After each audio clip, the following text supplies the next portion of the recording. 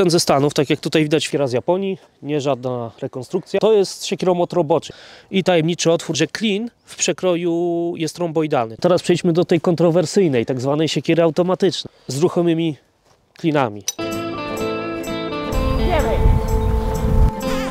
Ja.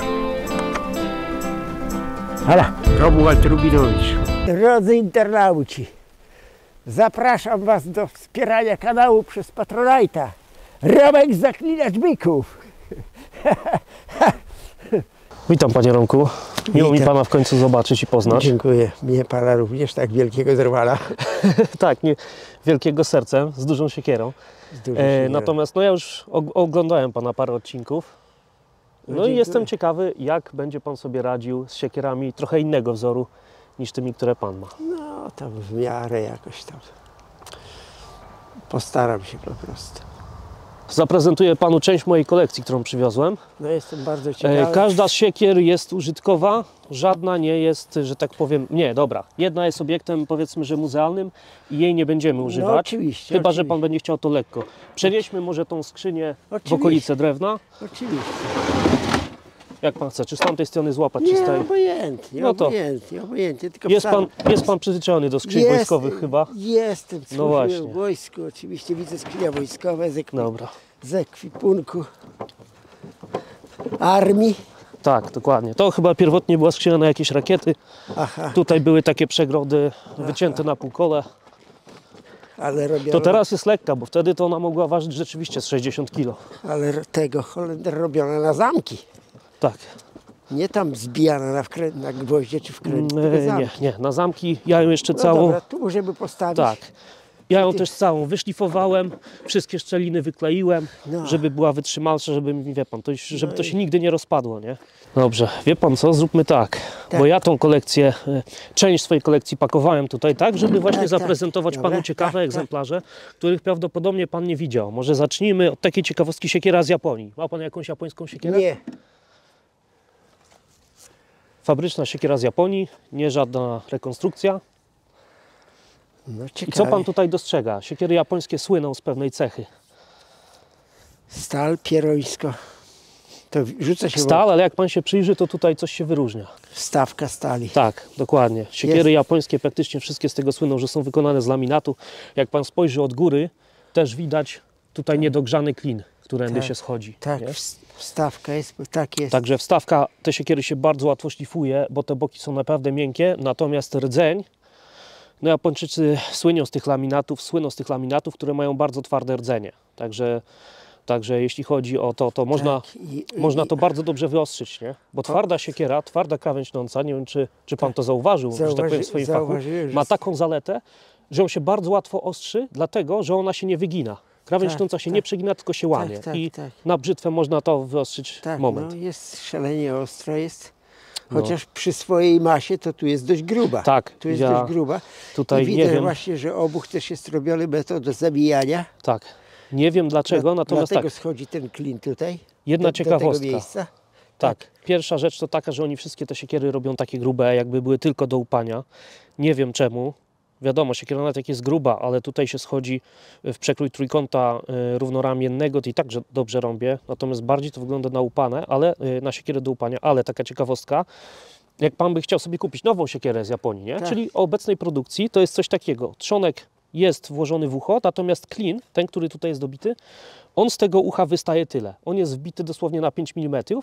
Japończycy mają taką teorię, że jeśli ktoś kupuje sobie narzędzie typu siekiera, powinien być w stanie ją osadzić. I dlatego trzonek jest luźny i trzeba samemu ten klin dobić. No, nie? Taka ciekawostka, która się u nas nie spotyka, ale tam występuje i mówię, nową siekierę pan kupuje, klin nie jest wbity, nie? Do samodzielnego dobicia. Rozumiem. Taka ciekawostka. I właśnie też oni nie stosują tych klinów wzdłużnych, tylko poprzeczne. Ja z ukosa znowu, ja z ukosa bardziej pod kątem. Ja mam metodę taką, natomiast w ciężkiej to mam po prostu na prosto, bo to jest bardzo gruby obuch i obuch ma tendencję taką, że tu się trochę rozchodzi, więc trzeba go rozciągnąć równomiernie na boki. No.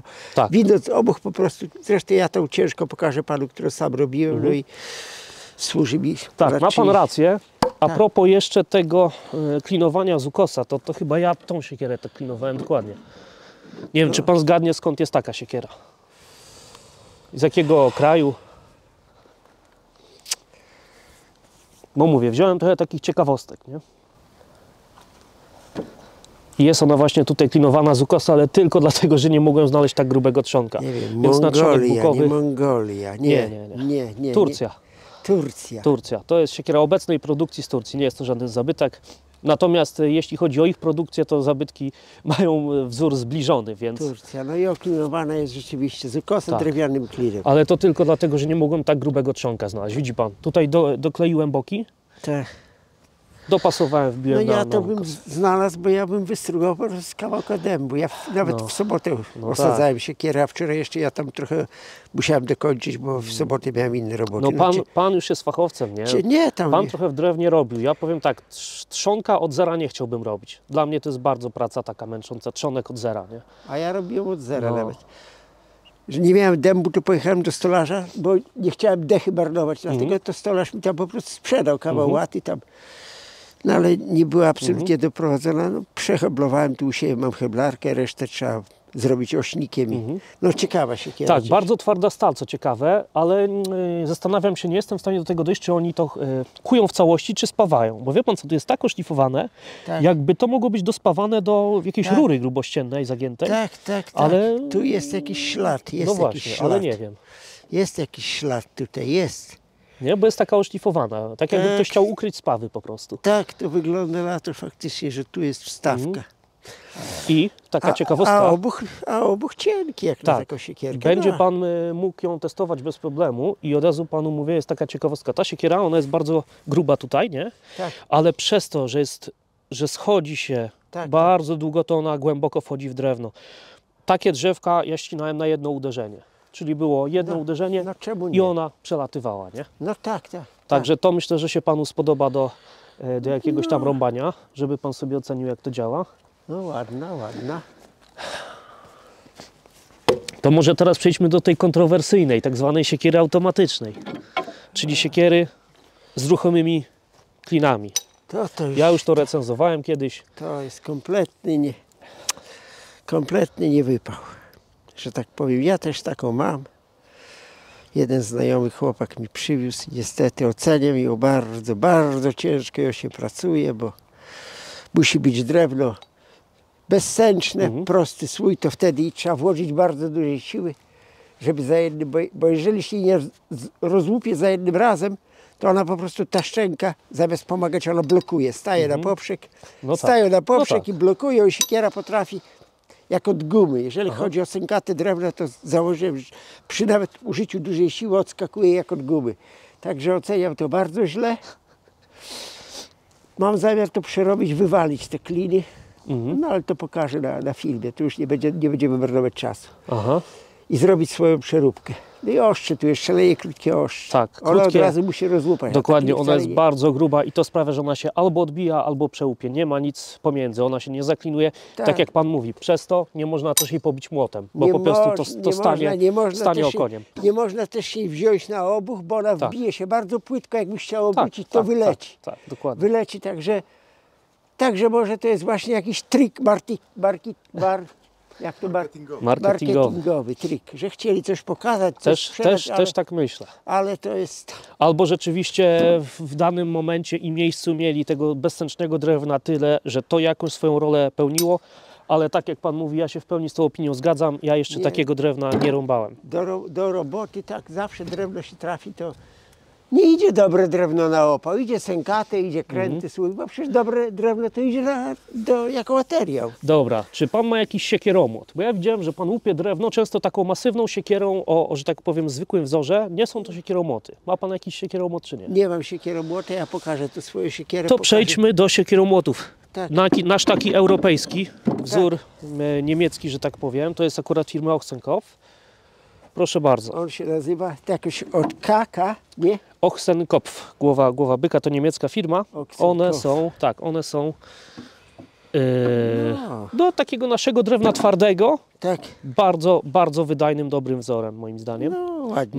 Ma swoje oczywiście wady, jak i zalety, ale to pan mógłby się wypowiedzieć na ten temat jako fachowiec, jakby patrząc na to, co tutaj pan widzi do poprawienia, ewentualnie Fabrycznie jeszcze dodam, że tu jest taka stalowa tulejka. Ja ją zdjąłem, bo nie lubię, jak przesuwam rękę podczas łupania pod sam żeleziec, to nie lubię, nie? Tutaj była taka metalowa tulejka, tutaj widzi pan, nawet jest odcisk, żeby nie złamać trzonka, nie? Jak się przestrzeli. U mnie z kolei, wie pan, ja stosuję takie coś, że w tej swojej ciężkiej siekierze to mam tutaj wstawkę, rurę grubościenną, spawaną, ładnie oszlifowaną i tu jest wkręt.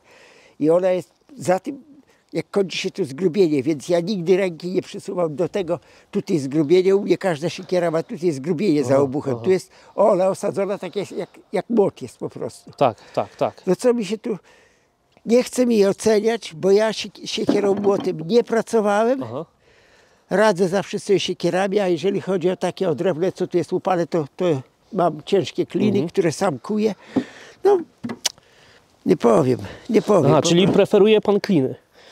Tak. Klin oczywiście, Stalowy tak, klin ma oczywiście taką zaletę, w przeciwieństwie do siekieromłota, że na klinie nie ma straty uderzeń. Czyli jeśli wbijamy klin w drewno, to każde uderzenie sprawia, że ten klin się zagłębia, nie tracimy tej energii. Siekieromłot, jeśli nam odbije, albo musimy się z nim szarpać, żeby go wyciągnąć, tracimy energię i czas, której przy klinie nie tracimy. No ja też tak myślę, bo ja jak stosuję kliny, to stosuję kliny, najpierw cienki klin wbijam, żeby zrobił pierwsze zaszczepanie, no nie? Tak. Później wbijam grubszy klin, później jeszcze grubszy i już jak mam wbite te 3 kliny, to wtedy używam drewnianego klina bardzo grubego, no i drzewo takie, ono kręta ta olcha jest, bo jest naprawdę widać, jak ona jest kręta. Tak. Łupaliśmy tutaj, ja i tam kolega łupał, no i te kliny moje zdają egzamin. Właśnie tam jest tak, że młot 5 czy 6 kilowy, no i nawet skrytykowali mnie po co. Drzewo przyłupane szybko schnie po prostu. Tak, oczywiście, tylko że właśnie też mnie to zastanawia, dlaczego kupuje pan takie długie odcinki, metrówki czy tam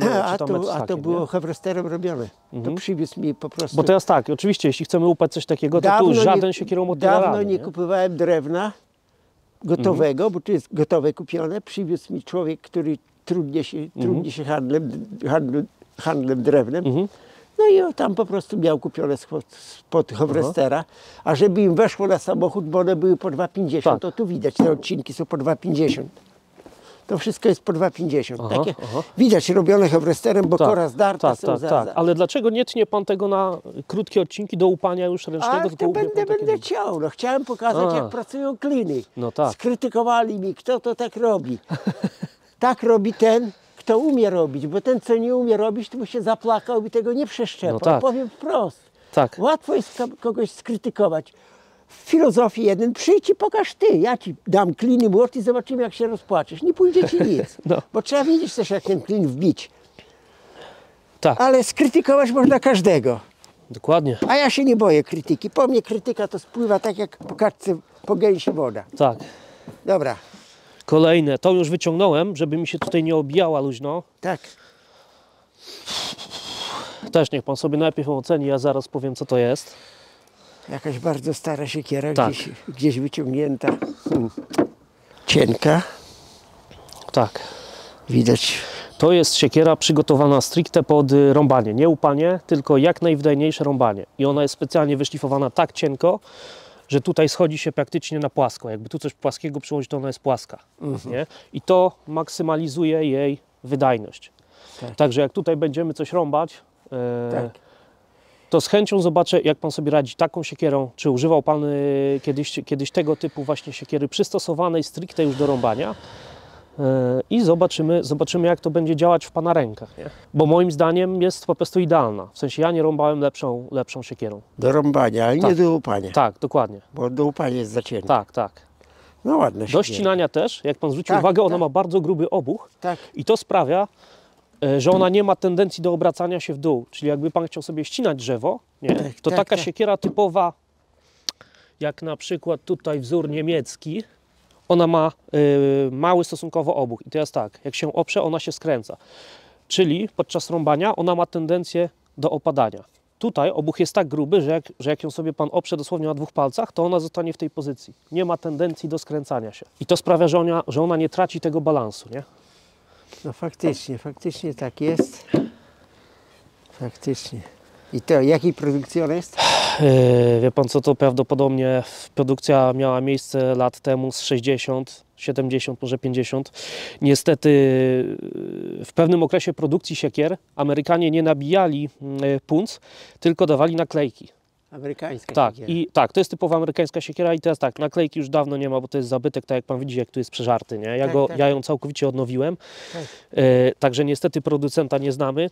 Jest to zabytkowy amerykański sprzęt, tutaj jest jedynie waga wybita, 3,5 funta. Nie wiem, czy to będzie tutaj widać, bo to jest, Funta. to tak między moimi No palcami. coś jest, faktycznie jest. Jest No. 3,5. Jest też oczywiście możliwość taka, że często Amerykanie tutaj wybijali, nie? Punce i możliwe, że to po prostu zniknęło podczas używania. Bo Zaklepało tak jak się. powiem, ktoś to zaklepał, ja to musiałem wyprostować i mogło to gdzieś zniknąć. Natomiast taka ciekawostka, jak ta siekiera, ona ma laminat, nie? Czyli Tak. tutaj jest twardy rdzeń w Tak. miękkiej okładce, Tak, to w tej siekierze jest na odwrót. Czyli cała jest. nie. Właśnie jest na odwrót. Nie jest calista, ale jakby pan sobie wyobraził, że rdzeń, w sensie to całe, ze środkiem jest z miękkiej stali i na to jakby pan nałożył okładkę z twardej stali. Czyli powiedzmy Aha. na to głębokość jest twarda stal, a potem w środku już jest miękka. Tak jakby pan okładkę zrobił, nie? Rozumiem. Też u nas były podobno takie metody produkcji, ale ja polskiej takiej siekiery nie widziałem. Ale w takiej starej książce podręcznik dla drwali z 1948 roku czytałem też o tej metodzie produkcyjnej, że jest przykładka, czyli tak jak w rozumiem. toporach ciesielskich, z jednej strony się Tak, przygrzewa Tak. i jest też okładka.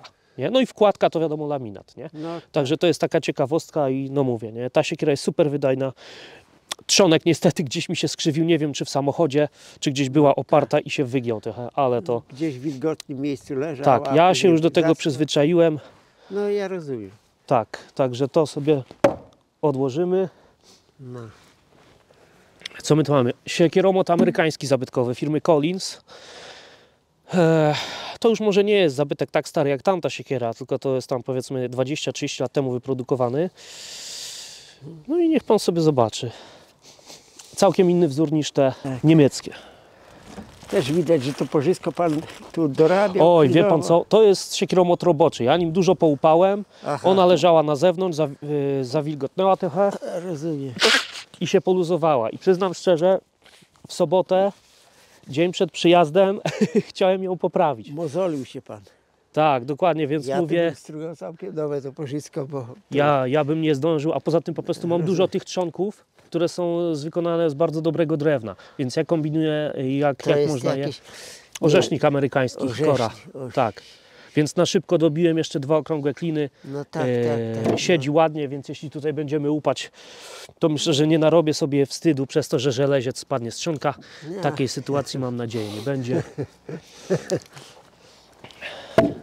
Kolejna ciekawostka, z tą już trochę delikatnie, bo to była do niedawna moja ulubiona siekiera, super wydajna. Tak. Widzi pan tutaj, że coś jest namazane, nie? To są podpisy polskich zawodników Stihl Timber Sports. Co mieli, tym się podpisywali. Jeden miał marker, drugi miał kredę do drewna, to się tym podpisał. No, Stihl to jest wiadomo największa amerykańska marka, jeśli chodzi o produkcję pilarek, czyli pił łańcuchowych, spalinowych, podkaszarek, tego Stihl? typu rzeczy. Tak, A Stihl. nie niemiecka? Sztyl nie jest niemiecka. O, przepraszam. Niemiecka. Niemiecka, Sztyl ale jest niemiecka. tak, ale po prostu te zawody, oni z tymi zawodami wystartowali w Stanach. I jest coś takiego jak ich powiedzmy taka odnoga Stihl Timber Sports i to są stricte zawody i sprzęt pod zawody. I tam drwale zbierają się z całego świata, mają konkurencję na czas typu przerąbanie belki poprzecznej, czyli stoją na tej belce, rąbią między nogami na czas, potem rąbią na stojąco, powiedzmy na poziomie ziemi, poziomie gdzieś klatki piersiowej. Potem jest konkurencja taka, że muszą sobie już na takim wyższym palu wyłupać czy wystrugać siekierą takie wręgi, w to wbić deskę jedną, na nią wejść, wyrąbać to wyżej, kolejną deskę na nią wejść i tam na szczycie dopiero zrąbać na czas ten kawałek. No i mają też takie konkurencje jak cięcie pilarką na czas, tego typu rzeczy. No i to oczywiście się już wywodzi ze Stanów. U nas ja nie spotkałem się z żadnymi badaniami, czy z żadnymi powiedzmy artykułami historycznymi na temat takich zawodów w Polsce. Nie? Ja przyznam szczerze, nie jestem tutaj w tej dziedzinie ekspertem, nie śledzę tego super, ale już Wam mówię, że z tego co pamiętam, Polak w juniorach pobił rekord Europy, jak nie świata, w czasie rąbania i chyba cięcia piłą do tego. nie? Młody chłopak, jego ojciec, mówimy oczywiście o Szymonie. Ręczną piłą. Tak, mówimy oczywiście o Szymonie Grönwaldzie. Jego ojciec też od dawna startuje w zawodach i idzie mu świetnie. No i myślę, że to jest absolutna topka. On tu też gdzieś ma swój podpis. Niestety było to na szybko po zawodach, więc pewnie ładnie to nie wyszło. Tutaj jest pan Dubicki, który akurat tą polską eliminację wtedy wygrał, gdy ja byłem tutaj na tych zawodach polskich, tej eliminacji. Tutaj nie powiem kto, ale musicie mi uwierzyć, że był to zawodnik Stihl Timber Sports. Tutaj pan o ksywie Słoń, dlatego że jest taki duży i tęgi. Od niego kiedyś kupiłem 2 siekiery zawodnicze. No i co? To jest typowy wzór Jersey. Tak się nazywa wzór tej siekiery, czyli trójkątne nauszniki. Jersey. Tak, Jersey. Bardzo wysoki obuch, długa krawędź tnąca. Typowy taki wzór amerykański, rozpoznawalny na całym świecie. Super siekiera. Taka ciekawostka, kiedyś też w takich siekierach można było trafić właśnie taki calisty klin, niech pan zobaczy. Tak, widzę, że calisty metalowy. To jest klin, tak, to jest klin, który oczywiście tutaj przechodzi dalej. Tak. I jego zaletą jest klinowanie, ale też zabezpieczanie trzonka, bo jeśli tu wystaje metal, to nie ma szans, żeby tu cokolwiek wyłupać. Nie? No, rozumiem. Więc on to zabezpiecza. Dodatkowo dla mnie on tą siekierę dociąża. Ja akurat lubię cięższe siekiery niż mniejsze. No. I mówię, to była siekiera dla mnie ulubiona, ona super głęboko rąbie, ale od kiedy mam tutaj te podpisy, to jej po prostu nie używam, bo to się zetrze, nie? Nie, no oczywiście. Po kilku uderzeniach tego by już nie było, po kilku ruchach ręką tak, też by się to stało. Nie będziemy ją rąbać, Nie, mamy lepsze do nie. rąbania, mamy lepsze. No ta jest wyśmienita, ona jest super. Tak. Co z tego robimy? Nie, zaraz. Bo to będzie źle po prostu rzucić jakieś 2 na poprzek. Nie za grube i na to rzucić, bo tak jak krzywo leży, to też jest źle. Rzucić na przykład tu jedną. Chcę panu pomóc, ale nie wiem co pan robi. Dobrze, ja sobie poradzę. I to będziemy rąbać, tak? Nie rąbać, nie. Ja chcę uczyć pniaków parę. Aha. O, jakie cholerstwo. No niestety. Maszyna robiona, to jest dla łańcucha to jest zabójstwo. Tak. No to co, dalsza prezentacja kolekcji. Najstarsza siekiera, jaką tutaj mam, to jest żelazo włókniste, kute na dokładkę. To jest, że tak powiem, już tak stara siekiera, że nie jestem w stanie tego zidentyfikować. Po prostu nie wiem. Ona może mieć 400 lat, 500 lat. Tak.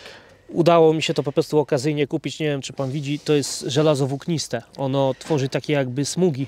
Szczególnie tutaj to widać, nie?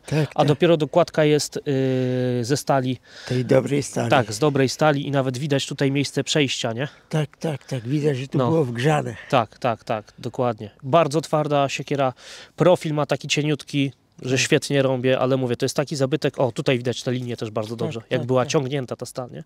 Tak. No, ale to jest taki zabytek, że ja tego nie używam, nawet tego klina tutaj nie wbijałem, żeby tego ucha czasami nie rozsadzić, bo nie wiem w jakim ono jest stanie. No, wygotowane w oleju, żeby weszło w tą strukturę, żeby już dalej nie korodowało, no i to jest jedna z tych najstarszych, jakie posiadam, nie? Tak. No tak, widać, że stara jak świat. Tak.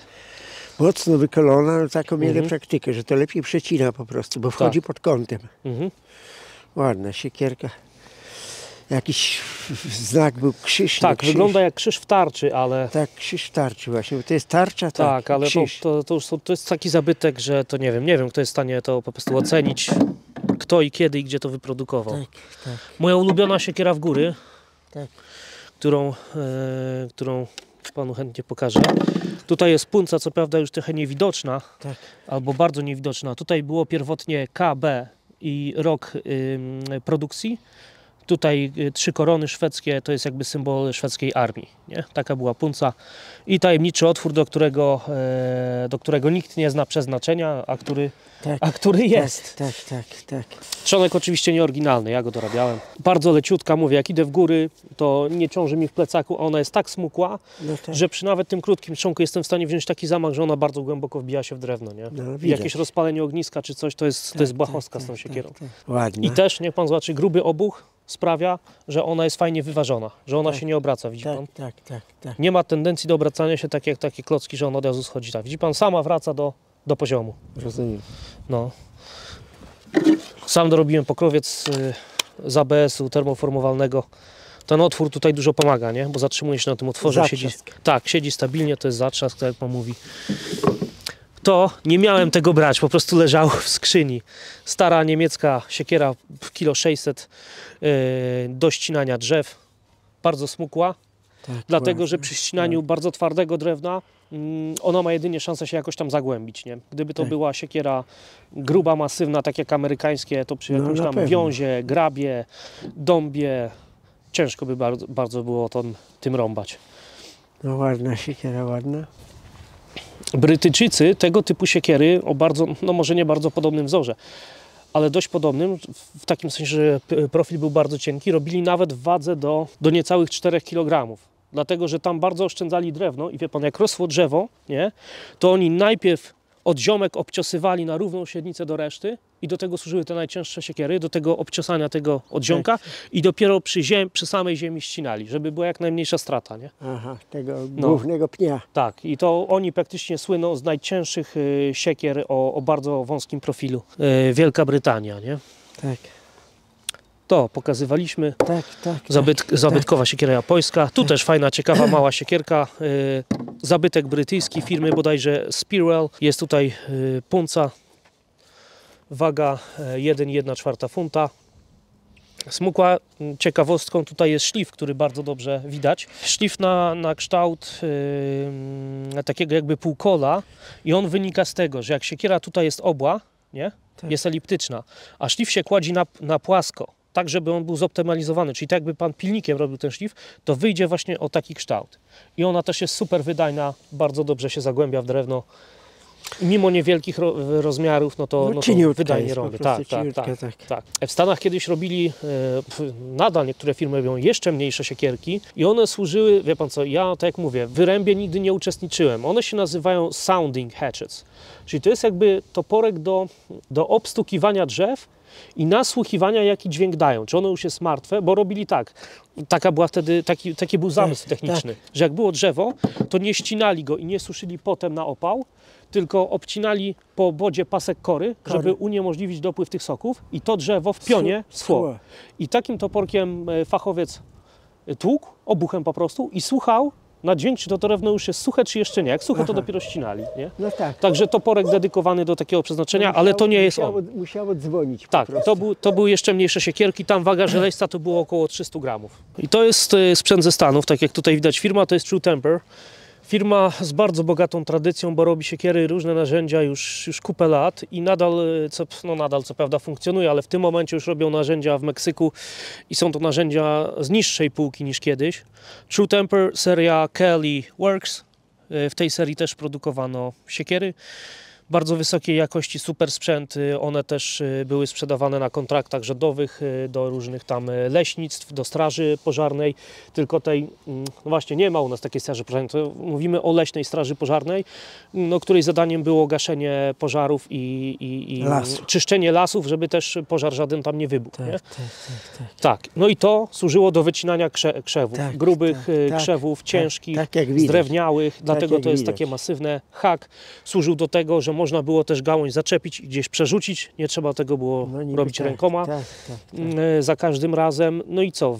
Generalnie Wielka Brytania słynie z tego typu narzędzi, bo one służyły do dostawiania tych ich słynnych ogrodzeń z drzew. Nie wiem, czy pan kojarzy, co to jest, że sadza się drzewa jak tu je obok siebie, one rosną, potem się je przycina, nacina tak, że całe drzewo wisi na wąskim pasku kory i kładzie się to na kolejne drzewo. I na to kolejne, i na to kolejne, i na to kolejne i się je przeplata. A te wąskie paski kory dostarczają tyle tego soku, że to nadal rośnie. I po 30 latach to ma pan żywopłot z takich drzew. Że to auto przez to nie przejedzie. I właśnie tego typu...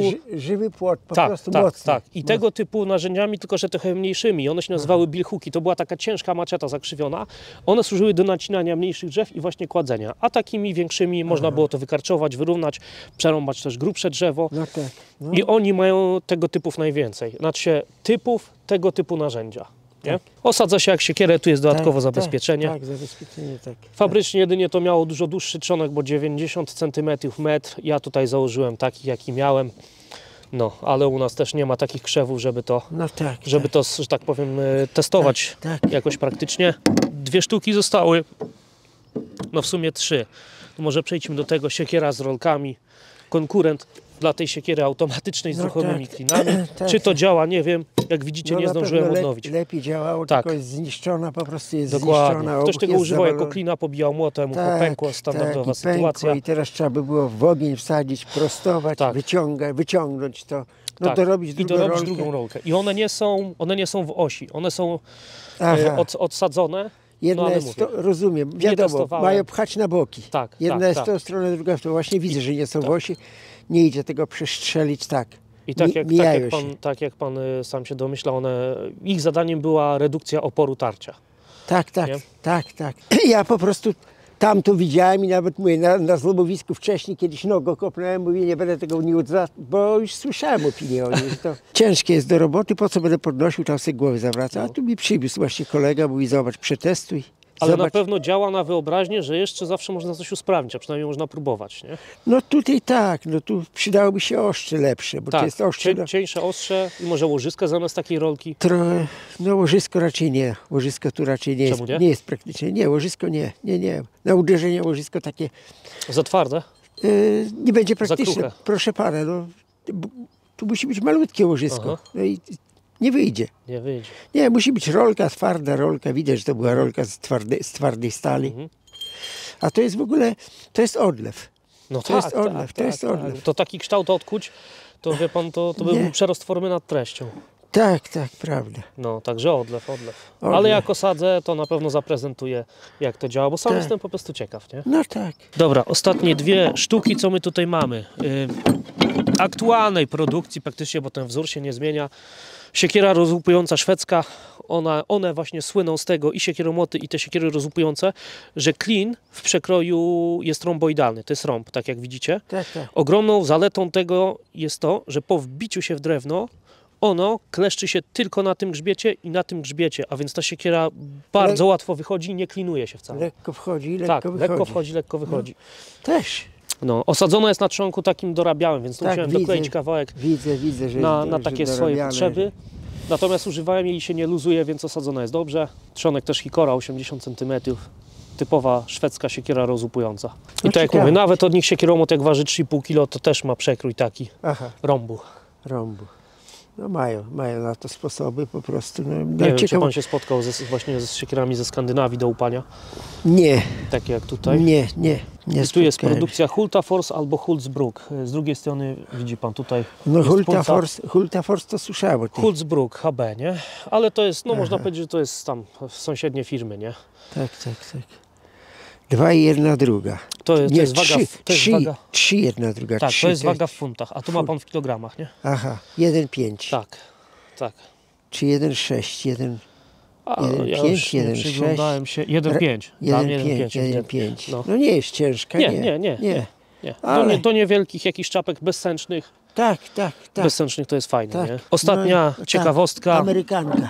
Tak, Amerykanka z trzonkiem, którego się w Polsce nie da kupić. Nikt takich nie produkuje, nikt ich nie sprowadza. Trzonek jest oktagonalny w przekroju, czyli No cóż. przekrój ośmiokąta. Byle majster by co zrobił, wystrugał. Zrobiłby wie pan. pewnie prościej niż owalny. No zrobił, no cóż to proszę pana tam zrobić taki Tak, trzonek. ale nikt nie robi. Siekierę gorzej odkuć taką, ale trzonek gorzej, to by się gorzej. zrobiło. Fajnie, i te Tak. 2 ostrza, no. 2 ostrza i jedno ostrze było ostrzone. Teoria jest taka działania siekier dwustronnych amerykańskich drwalskich, że jedno ostrze było ostrzone zgrubnie pilnikiem i służyło do przygotowywania stanowiska do ścinania docelowego. Czyli załóżmy, No tak. rośnie sobie drzewo w lesie, wokół są jakieś krzewy, kora jest gruba z piachem, z ziemią. To korzysta pan z tego ostrza szlifowanego zgrubnie pilnikiem, żeby to wyciąć, żeby mógł pan w ogóle zamach wziąć, korę ewentualnie zdjąć, jak jest mocno zapiaszczona i wtedy nie tępi pan No tak. krawędzi tnącej z wyższego No szlifu. tak. Ja to w lesie używam 2 siekier. Mam taką właśnie. lżejszą do okrzesywania pnia, Tak. że zrywam to, okrzesuję korę, a wtedy wchodzę z siekierą albo z piłą, no i nie tępi mi się łańcuch. No właśnie, dokładnie o to chodzi. I ziemia to było jest połączenie tych dwóch. Ziemia jest po prostu dla łańcucha, to jest zabójstwo. Tak, no. tych Cóż dwóch tam parę zalet. razy pociągnąć tempa. I jeszcze jest taka ciekawostka, że niektórzy takimi siekierami łupią dlatego, że jakby zamiast obucha tu jest drugi klin. I teraz coś panu pokażę. No. I teraz metoda jest taka, że generalnie jak to łupią ci powiedzmy fachowcy przyzwyczajeni w tym, to robią tak, że siekiera leci prosto i przed samym uderzeniem w drewno jest skręcana i wtedy ten klin przeważa siekierę, odłupując ten kawałek drewna. Natomiast jak ja testowałem, to nawet łupanie nią trzymając pod kątem już jest dostatecznie wystarczające. Czyli zamiast rąbać tak, rąbię się tak. Siekiera się wbija dość płytko, ale ten obuch przeważa i odłupuje kawałek drewna. To jest szczególnie wydajne, gdybyśmy chcieli przełupać coś takiego, Tak. ale nie na pół czy na 4, tylko na węższe takie deszczułki. To wtedy rąbiąc tak pod kątem, to nam nie odskoczy, a to odskakuje. I wtedy możemy szybko rąbać bez podnoszenia tego klocka, nie? Tutaj jak pan widzi, niestety siekiera jest mała, a ucho jest jak w siekierze dużej. Dlatego musiałem trzonek okleić skórą i to spasować. No nie? tak, tak, No. tak, tak. Trzonek oktagonalny to jest właśnie ta ciekawostka. Siekiera niestety, małe siekiery dwustronne, czyli double bity, potocznie nazywane są cruiserami. Ważą około kilograma. Ta niestety waży około 200 kg, niecałe 200 kg, więc to jest tak pomiędzy właśnie cruiserem a pełnowymiarową siekierą dwustronną. Także to są takie najciekawsze rzeczy z mojej kolekcji. Może nie wszystkie, bo jest za duża, żebym ją tutaj przywoził, ale w zupełności wystarczająca do zaprezentowania Wam różnych punktów widzenia na samą siekierę z różnych krajów. No jest ich tych do oporu. Tak. No dobrze, no to teraz trzeba przejść do testowania, No, coś przejdziemy. sensownego wybrać. Serdecznie pozdrawiam Dariusza Zembalę, Jacka Wolfa, Kacpra Rogoza, Arkadiusza Malewicza, Szymona Zająca, Jakuba Golana, Dawida Kosiorka oraz Franciszka Jabłońskiego. I dziękuję za wsparcie kanału Romek Zaklinacz Byków.